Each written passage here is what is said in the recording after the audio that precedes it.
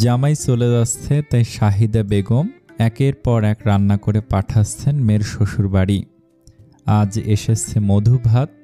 যদিও এই মধু ভাত গরমকালে বেশি খাওয়া হয়, কিন্তু গরম আসতে আসতে জামাই দেশে থাকবে না, তাই তিনি জ্বালা চাল ভিজিয়ে রেখেছিলেন গত রাতে। তারপর ভাত রেঁধে সেগুলোকে ঘুটনি দিয়ে ঘেটে তারপর জ্বালা চালের গুঁড়ো দিয়ে মেখে রেখে দিয়েছিলেন। সকালে বড় একটা পাতিলে করে মেয়ের শ্বশুর বাড়িতে পাঠিয়ে দিয়েছেন। সেনে এত বারণ করলো, তারপরও আম্মা শুনল না। তাসনুভার নাক সিটকানি তার ভালো লাগে না।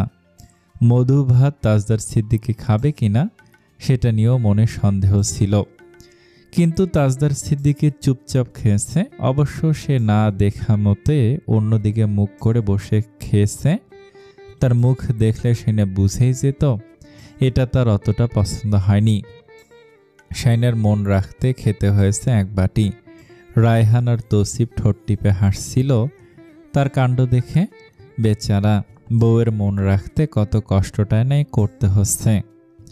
কিন্তু বাড়ির বাকি সবে বেশ মজা করে খেয়েছে।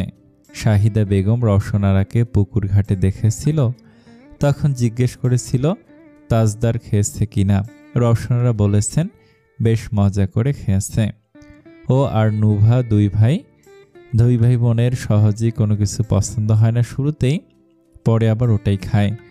উনি মধু ভাত বসাতে জানেন না, অনেক বছর খাওয়া হয়নি, কেউ আগ্রহ দেখায় না বলে বাড়িতে করা হয় না।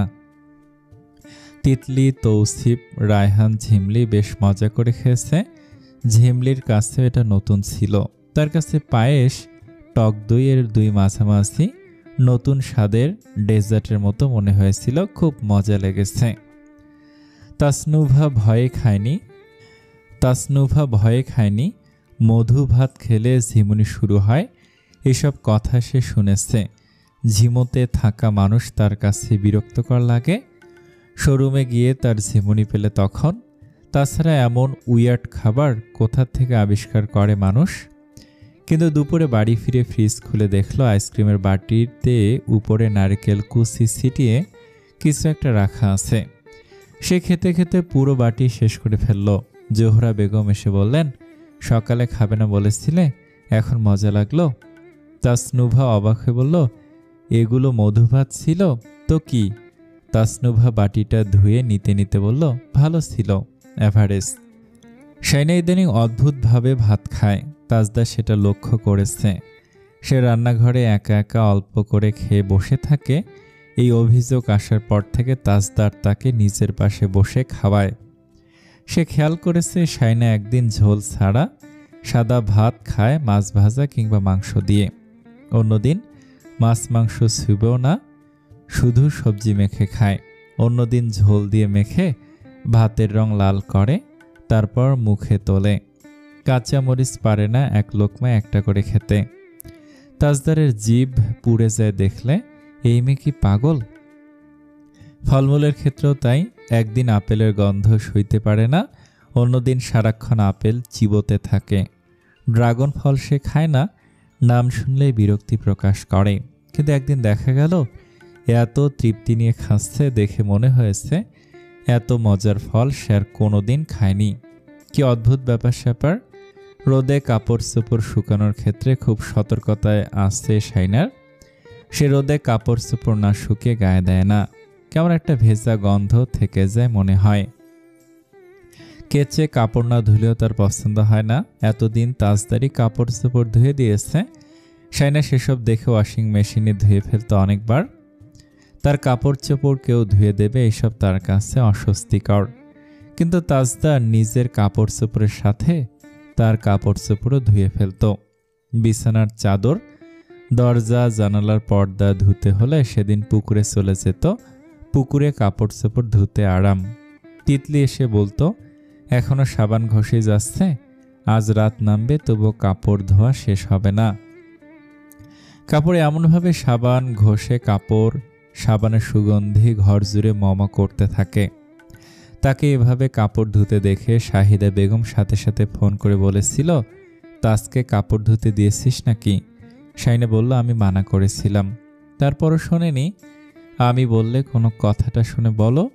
শাহিদা বেগম বললেন, কাপড়ে এমনভাবে সাবান লাগালে টাকা পয়সার একটাও থাকবে, ফতুর হয়ে যেতে হবে।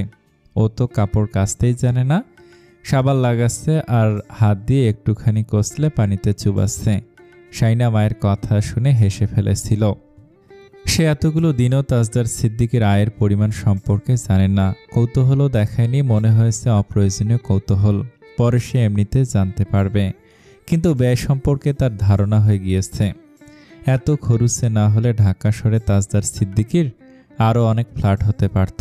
তার উপর আত্মীয় স্বজনদের বিয়ে অনুষ্ঠান, রোগ শোকে ঝাঁপিয়ে পড়ে টাকা পয়সা খরচ করে, নিজে না গেলেও প্রয়োজন মতো টাকা পয়সা পাঠিয়ে দেয়। এই ব্যাপারটা শাইনার অনেক ভালো লাগে। আত্মীয় স্বজনদের খোঁজ খবর নেয় আর বিপদে আপদে টাকা পয়সা দিয়ে সাহায্য করে। পাড়াটাও আল্লাহর একটা রহমত। এজন্যই তো তাজদার সিদ্দিকী অ্যাক্সিডেন্টের খবর শুনে সবাই ঝাঁপিয়ে পড়েছিল হসপিটালে। কিন্তু সমস্যা একটা, মাঝে মধ্যে এমন কিছু কাজ করে যা দেখে অন্যরা ভেবে নেয় তিনি বিরক্ত, আগ্রহ নেই কিংবা অবহেলা করছে। অথচ বাস্তবে তার অভিপ্রায় মোটেও তা নয়। সেন এটাও খেয়াল করেছে, রাগের বশে কিংবা জেদ দেখে একটা কথা বলে ফেলার পর সেই কথাটা ফিরিয়ে না নিতে পারার জন্য স্ট্রাগল করতে হয় তাজদার সিদ্দিকীকে। কিন্তু রাগের বশে একবার ঝামেলা শুরু করলে তারপর সবকিছু বিপরীত চক্রে প্রবাহিত হয়। জেদ বজায় রাখতে আরও একটি শক্ত কথা বলেন, তারপর নতুন ঝামেলা, নতুন ভুল বোঝাবুঝি, জেদ, তর্ক, কথার পিঠে কথা, এভাবে চক্রাকারে ঘটতে থাকে সব। এইসবের ভিড়ে তাজদার সিদ্দিকের আসল চেহারা আর সামনে আসতে পারে না। তিনি কি চাইছেন সেটা আর সোজাসুজি বলতে না পারে। ইচ্ছাকৃতভাবে তেরা কথা বলে বসেন। সেখান থেকে আবারও নতুন ঝামেলা তৈরি হয়। শাইনা অনেক কষ্টে এই ব্যাপারটা আবিষ্কার করেছে। আগে সে তাজদার সিদ্দিকী সম্পর্কে অন্যরকম ধারণা পোষণ করত। চোখের সামনে সবকিছু দেখলেও তার কাছে মনে হতো ভুল, মনে হতো মেকি মনে হতো। কিন্তু সে ধীরে ধীরে বুঝতে পেরেছে একজন মানুষকে চেনার জন্য শুধু তার সাথে এক ঘরে থাকা যথেষ্ট নয়, সময়ে মানুষের প্রকৃত রূপকে সামনে নিয়ে আসে। তাজদার সিদ্দিকীর একটাই দোষ, মানুষকে নিজের ব্যাপারে বোঝানোর ক্ষেত্রে তিনি খুব কাঁচা। নিজেকে সবসময় উপস্থাপন করার সময় সবসময় ভুল পন্থাটা অবলম্বন করেন, যেটা করলে মানুষ সহজে তাকে মেনে নেবে। সেই কাজের বদলে তিনি এমন কিছু করে বসেন যে অন্যায়ভাবে জোরপূর্বক চাপ দেওয়া বলে মনে হয়। অথচ নিজে খুব ভালোভাবে অন্যজনকে বুঝতে পারেন। দূরে দাঁড়িয়ে মানুষের ঠোঁটনাড়া কিংবা অঙ্গভঙ্গি দেখেও বুঝে ফেলতে পারেন কে তার সম্বন্ধে কেমন মনোভাব পোষণ করছে। কিন্তু এমনভাবে চলাফেরা করেন যেন তিনি বুঝতেই পারেননি তার নামে বাজে কথা বলা হচ্ছে। অন্যের মনে কি চলছে তাও তিনি বেশ ভালোভাবে বুঝতে পারেন, কিন্তু সহজে মেনে না নেওয়ার এমন ভাব করেন যেন সহজ বিষয়টা তিনি আমলেই নিতে চাইছেন না। সহজতম সত্যটাকেও তিনি নিজের জেদে চেপে ধরে রাখেন। ফলশ্রুতিতে এটাই তার জন্য কাল হয়ে দাঁড়ায়।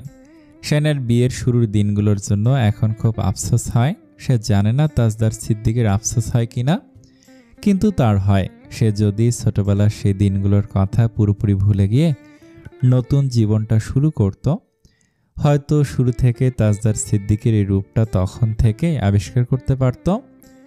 চেষ্টার কোথায় কমতি ছিল সেটা সে বুঝে উঠতে পারে না। আগে যা হয়েছে তা সে ভুলে যাওয়ার চেষ্টা করছে। হয়তো ওই দিনগুলো ছিল বলে আজকের দিনগুলো এত স্পেশাল। আবারও কোনো দিন ভুল করার সময় ওই দিনগুলোর কথা মনে পড়লে হয়তো সেই ভুল আর কখনই হবে না। তাজদার সিদ্দিকীর খুব ব্যস্ততা যাচ্ছে। আসরের নামাজ শেষ করে বাড়ি ফিরে হঠাৎ করে বলল, শাইনা রেডি হও, সময় 5 মিনিট। শাইনা চমকে গেল, কোথায় যাব? ডাক্তারের কাছে। এখন? হ্যাঁ, 5 মিনিট কিন্তু, বলে আবার বেরিয়ে গেল। শাইনা কালো বোরকাটা পরল, কালো হিজাব। তার অনেক বোরকা রয়েছে কিন্তু এটা বেশি স্পেশাল, কারণ এটি বিয়ের সময়কার বোরকা। সবাই বলে এই বোরকায় তাকে বেশি মানায়। তাজদার সিদ্দিকী গুনে গুনে 5 মিনিট পরেই ভিতরে এসে হাত ধরে নিয়ে যেতে লাগলো বাহিরে। চলো চলো, ফাইলটা নিতে হবে। আরে না। শাইনা থমকে দাঁড়ালো। ডাক্তার বকবে না? ওটা ছাড়া কিভাবে যাব? পরশু তো এলাম, ডাক্তার দেখে আবার কেন? তাজদার শেষমেশ হতাশ হয়ে তার দিকে তাকালো। তারপর এগিয়ে এসে তার কানের পাশে মুখ নিয়ে গিয়ে বলল, সিক্রেট পরে বলবো, সবাই জানবে। আমরা ডাক্তারের কাছে যাচ্ছি। পারফরম্যান্স দারুণ হওয়া চাই, লেটস গো। শাইনা হেসে ফেলল, কি চালাক বাপরে। তাজদার তার গাল টিপে দিয়ে বলল, চলো। প্রতিমধ্যে তাসনুভা পথ আটকে দাঁড়ালো। কান থেকে ইয়ারপিস খুলতে খুলতে বলল, ভাইয়া জাস্ট 2 মিনিটস, শাইনাকে আমি নিয়ে যাচ্ছি। তাজদার ব্যস্ততা দেখে বলল, কেন, আবার কি? এখনই নিয়ে আসছি শাইনা, চলো। সে শাইনার হাত ধরে টেনে নিয়ে এলো ঘরে। তারপর বলল, তোমায় স্নিকার্সগুলো কোথায় তোমার? শাইনা দেখিয়ে দিল। তাসনুভা স্নিকার্সগুলো তার পায়ের কাছে এনে রাখলো। তারপর হাত ঝেড়ে বুকের কাছে হাত ভাঁজ করে দাঁড়িয়ে বলল, কি ধরনের জুতা পরে চলে যাচ্ছিলে? শাইনা নিজের পায়ের দিকে তাকাতে তাকাতে জুতোটা খুলে ফেলল। ফ্ল্যাট জুতো তার ভালো লাগে। তাড়াহুড়োয় এটাই পেয়েছে, পরে নিয়েছে। কিন্তু বোরকাটার সাথে স্নিকার্স মানায়, পরতেও আরাম। তাড়াহুড়ে খেয়াল করেনি। এটা পরো, আমি শিওর ভাইয়া তোমাকে ঘুরতে নিয়ে যাচ্ছে। কি চালাক। শাইনা বিস্ময় চেপে স্নিকার্সটা পরে নিল। তাজদার এসে বলল, হয়েছে? চেইন? সে শাইনাকে টেনে নিয়ে গেল। সন্ধ্যা নেমে আসছে, চেইন পরে লাগাবে, জুতো খুলে যাবে, গাড়িতে উঠে যাবে। এখন আনোয়ারা বেগম বললেন, ওই দেখো, বউ নিয়ে এই ভর সন্ধ্যায় কোথায় চলে আসছ? ডাক্তারের কাছে, এমার্জেন্সি। রওশনারা বললেন, ডাক্তার পরশু দেখালে না? তিতলি এসে তাসনুভাকে বলল, আমাকে নিয়ে গেল না? তাসনুভা তার দিকে ফিরে একটা ঝাড়ি মারল, ননসেন্স তিতলি, তুমি ওদের হাজব্যান্ড ওয়াইফের মধ্যে কি করবে? পাগল তুমি, তুমি পাগল। সব সময় ননসেন্স বলো কেন? তুমি একদম সেন্সলেস। তিতলি, বেয়াদবি করবে না। রওশনারা পাশের রুম থেকে বললেন, তিতলি, তুমি আবারও তর্ক করছো বড়দের সাথে? আচ্ছা, সরি। তাসনুভা বলল, শাট আপ, তোমার সরির কোনো ভ্যালু নেই আমার কাছে। হাজারবার সরি বললে সরির কোনো দাম থাকে না। তোমার সবার সাথে ঘুরতে ইচ্ছে করবে কেন? কেনই বা করবে? তুমি জানো না কোন সময় কোন কথাটা বলা উচিত? তুমি কি বাচ্চা মেয়ে? তিতলি কাঁচুমাচু মুখ করে দাঁড়িয়ে আঙ্গুলে চুল পেঁচাচ্ছে। এই শাকচুন্নির জন্য কোনো কথা বলে শান্তি নেই। তৌসিফ তাদের পেছনে কোমরে হাত রেখে দাঁড়িয়ে রইল। তাসনুভা তিতলির চোখ অনুসরণ করে তার দিকে তাকালো। তৌসিফ বলল, তোর জ্ঞান দেয়া শেষ হয়েছে? আমি জ্ঞান দিচ্ছি, তোমার এখানে কাজ কি? তৌসিফ এসে তার আর তিতলিকে মাথায় চর বসিয়ে দিয়ে বলল, হাট। তোদের ঝগড়াঝাটির জ্বালায় ঘরে শান্তিতে একটু বসতে পারি না। তোদের জন্য বড় ভাই আর মেজো ভাই ঠিক আছে, ওরা থাকলে তোরা সিধা থাকিস। তিতলি তাসনুভার পেছনে গিয়ে লুকিয়ে পড়লো। উকি দিয়ে বলল, ঘরে বসে থাকতে কে বলেছে তোমাকে? এখন কি তোমার ঘরে বসে থাকার সময়? যাও, বাইরে যাও, রোজগার করো, পয়সা কামাও।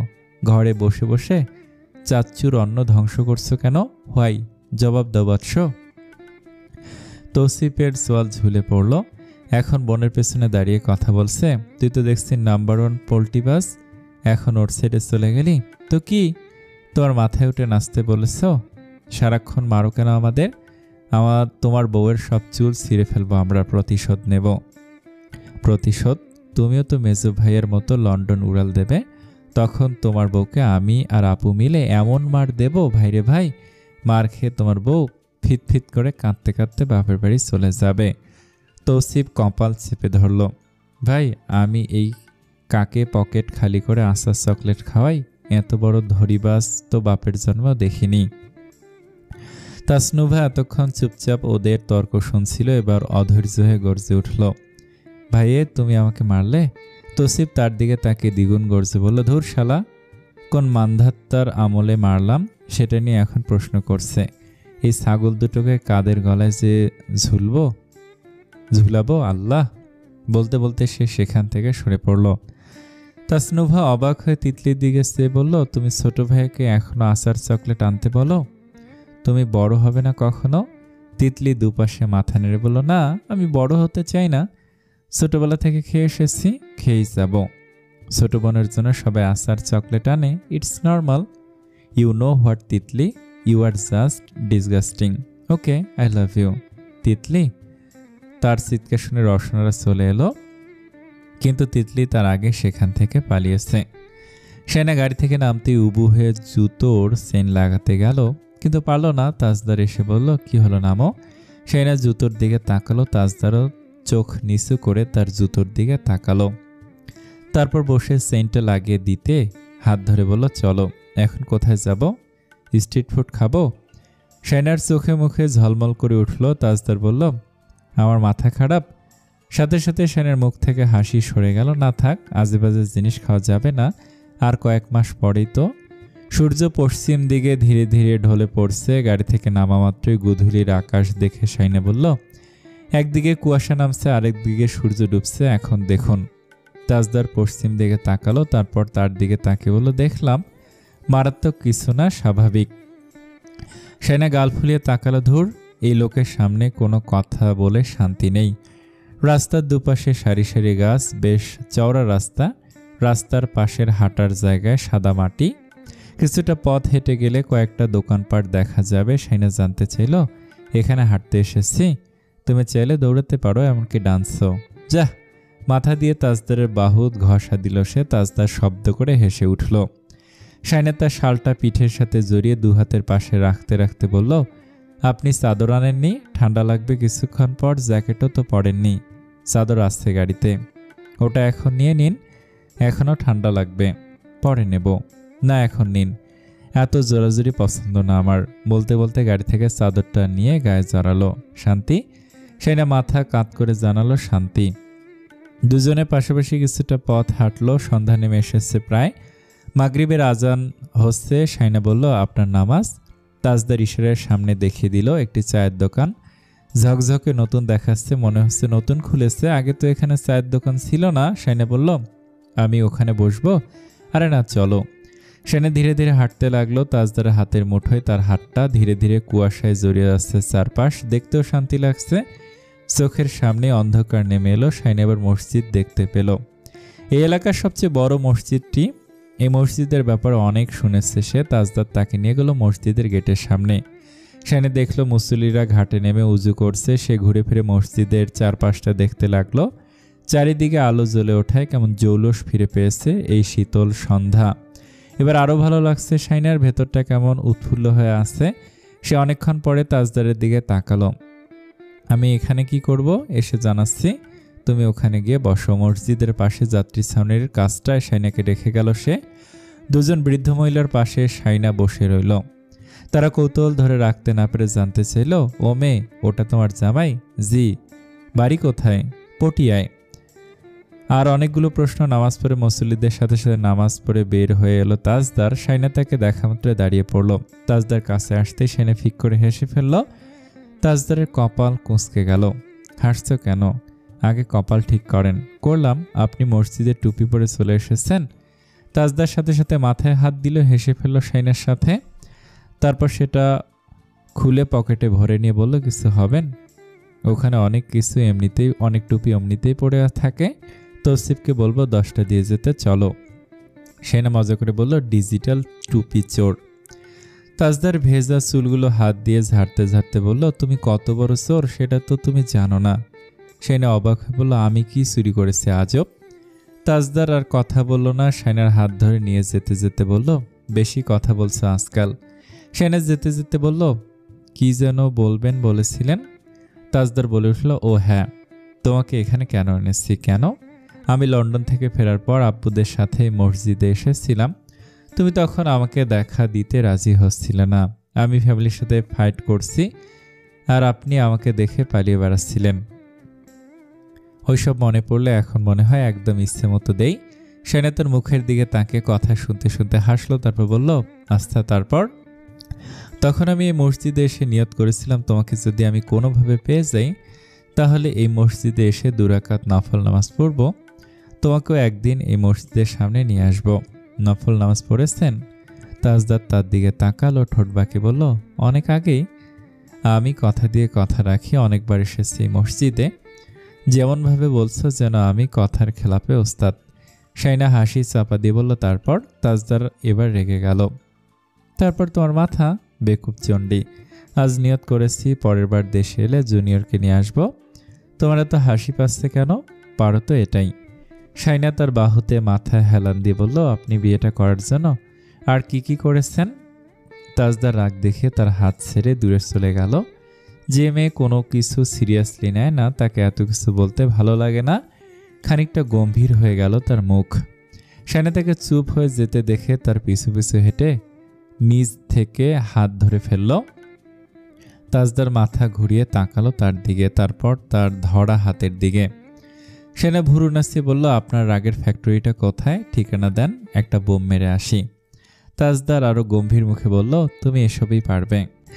আমি যখন তোমাকে পাওয়ার জন্য দোয়া করছিলাম তখন তুমি দোয়া করছিলে আমি যাতে তোমাকে না পাই। হিম্মত থাকলে স্বীকার করো। শাইনা মাথা দুলিয়ে বলল, স্বীকার করলাম।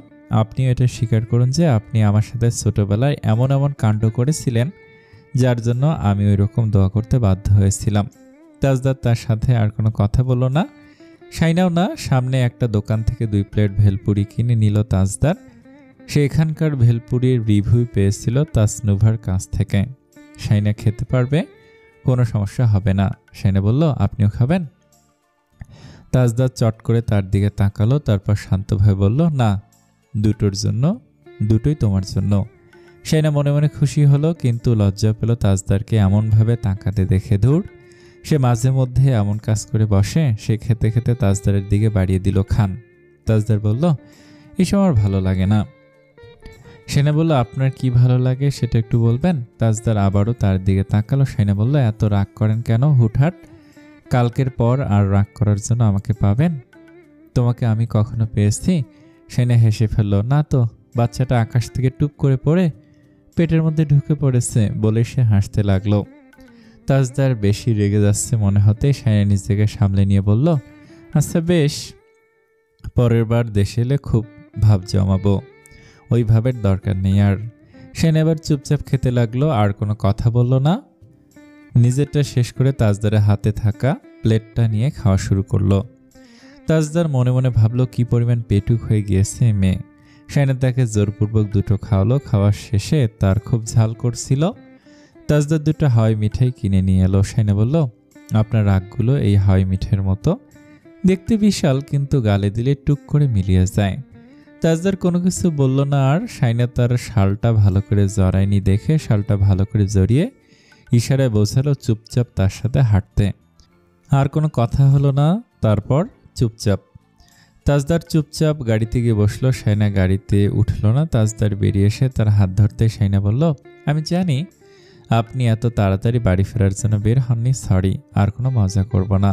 তাজদার তার মুখের দিকে তাকিয়ে রইল। শাইনা তার পাঞ্জাবি দুহাতে ধরে টেনে এনে বলল, সিদ্দিকি মিয়া কি খুব রাগ করেছে? তাজদার অবাক চোখে তাকিয়ে বলল, আমার সাথে রাগ ছাড়া অন্য শব্দ যায়, এটা তোমার মাথায় আসে না কখনো? শাইনা ঠোঁট গোল করে বলল, ও অভিমান, তুমি আসলে একটা। শাইনা ঠোঁট কামড়ে বলল, আমি তো জানি আপনি আমাকে পাওয়ার জন্য কত কষ্ট করেছেন, কিছু জানো না। আমি ওই বাড়িতে অনেক দিন আছি, আমি বুঝতে পারছি কত কি ঘটেছে। তাতে কি প্রমাণ হয়? প্রমাণ হয় আপনি আমাকে পাওয়ার জন্য কতটা ডেসপারেট ছিলেন। তুমি এখনো ছোটবেলার ঘটনাগুলো মনে রেখে দিয়েছ? শাইনা বলল, তার জন্য না হয় আর একবার বিচ্ছেদ হবে। তাজদার চট করে তার হাত চেপে ধরে বলল, আবার? শাইনা তার মুখের দিকে তাকিয়ে হাসলো, বিস্ময়ের সাথে বলল, আপনি সেই তাজদার সিদ্দিকী? আমার অবিশ্বাস লাগে। আমার কি মনে হয় জানেন? আমার প্রতি যেদিন আপনার ভালো লাগা তৈরি হলো ওই দিনই অহংকারী তাজদার সিদ্দিকীর পতন হয়ে গিয়েছিল। আমার পতন দেখে তোমার আনন্দ হয়েছিল খুব? না, ভয় হয়েছিল। আপনি যদি ওটাকে নিজের বিজয় ভাবেন সেটা ভেবে।